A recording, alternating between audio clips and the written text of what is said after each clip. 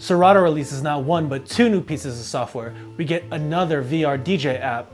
Cakewalk might not be dead just yet, and Pioneer announces a brand new controller. Find out more coming up.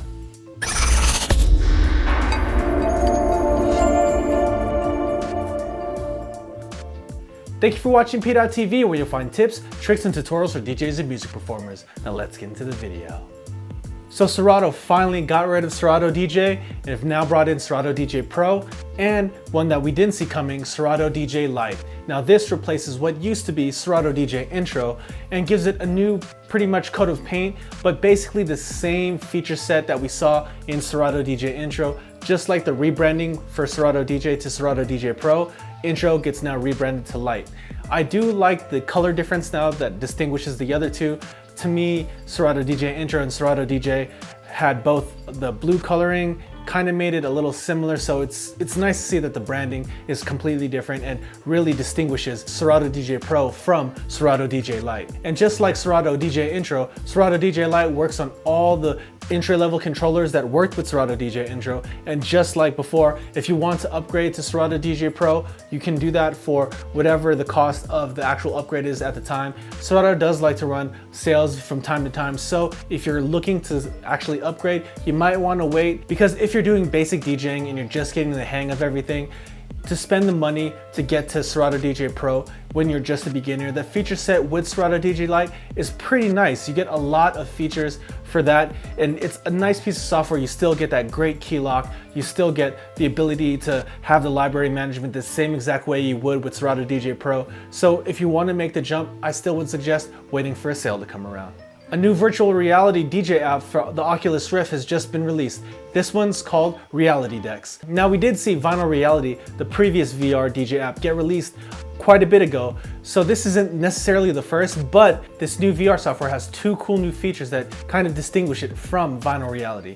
First up, it has a really cool tutorial series that takes you through actually not only just using the software, but the basics of DJing in general. And that's kind of cool to see tutorials in virtual reality. Now, it's one thing to see a video of it, but to be immersed like that, to get a little bit more in depth than just watching something on a screen, I think is a cool new way to learn. And I could see this being useful for a lot of people that can't afford all the DJ gear in the world, but maybe they do have access in the future to a virtual reality headset. This may be a way for a new generation of DJs to learn.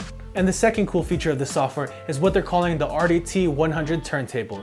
Now this is their own actual virtual representation of a turntable, and it's supposed to mimic the feel and performance of your classic turntable, a la the Technics 1200. So if they can get that right, now I haven't had the chance to play with the software, but if that can give you the actual feel or something close to it of how a Technics 1200 will perform, along with the ability to have these tutorials to teach these younger DJs or these newer DJs how to interact with such a classic piece of gear that's all over the world like that, I think this can be a valuable piece of DJ software in the near future.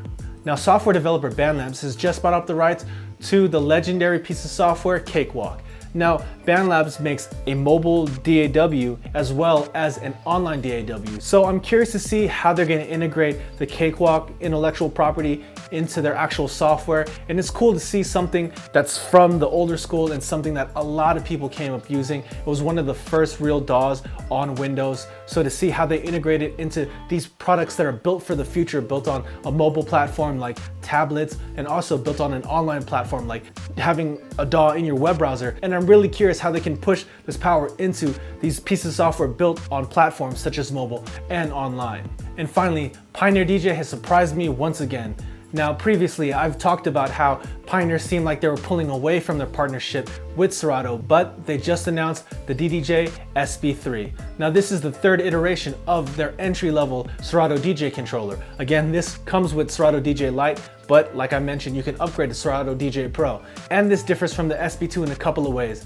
The easiest one to spot is now the SB3 has 2 rows of pads, so you have the same classic Serato DJ layout of 8 pads per deck that you can see from the SB3, which is their entry level, all the way up to their biggest $2,000 Serato DJ controller as well. So if you can start on this, the transition is a lot easier now because the layout is pretty much the exact same across their entire line. But their biggest new feature, and one that was co-developed with legendary DJ Jazzy Jeff, is something they're calling the pad scratch feature. Now what this does is that one of the pad modes on the actual controller is now 8 different patterns of scratches that'll auto scratch for you. You start with the simplest baby scratch and go all the way up to a more complicated pattern across the 8 pads. So the idea here is to use your 8 scratch pads and get the hang of what those patterns will sound like, and then try to learn from those and emulate them on your own. Now, I kind of like the idea behind this because it'll encourage controller DJs that really never focus on scratching to maybe at least give it a try, even if it's just a pad scratch. Eventually, people that are even remotely interested in will at least give it a try to do it manually. Now, what's cool about this is that all of these pad scratches will go ahead and sync to the BPM tempo in Serato DJ, so everything will be on time, so you don't have to worry about your scratches going out of time if you're just a beginner.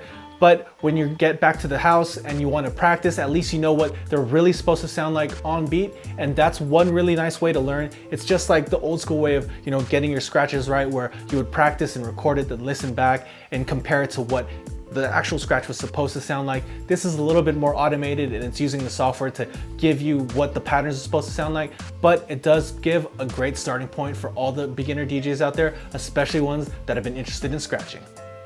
So that's it for the news this week. So question of the day, what do you think of the pad scratch mode? Go and leave that down in the comments below. I'd love to hear what you guys have to say. And as always, if you found this video useful, please go ahead and give it a thumbs up. And if you haven't already, go ahead and click right here to subscribe to this channel. Or if you'd like to watch more content, go ahead and click on that video right there. And thank you for watching PDot TV, where you'll find tips, tricks, and tutorials for DJs and music performers. See you next time.